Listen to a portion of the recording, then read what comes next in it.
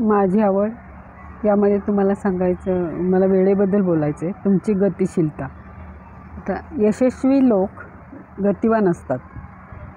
त्यांचे पूर्ण लक्ष हे काम पूर्ण करण्याकडे असते. त्यांना वेळेचे भान व आदर असतो. त्यांच्यासाठी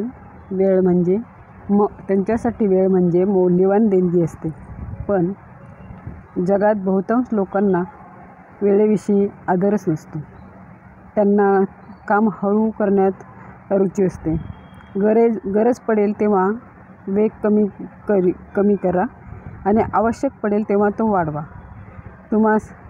तुम्हाला लवचिक बनता आलं पाहिजे.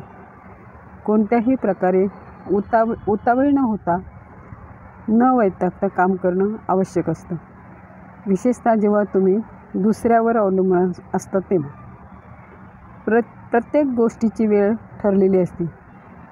तुम्ही काम करू शकता तर तुम्ही काम करताना फक्त प्रवाहाबरोबर राहायला शिकलं पाहिजे.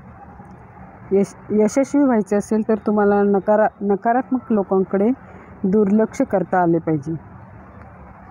तुम्हाला समोरच्यांच्या नकारात्मक शब्दांकडे दुर्लक्ष करून यश मिळवता आलं पाहिजे.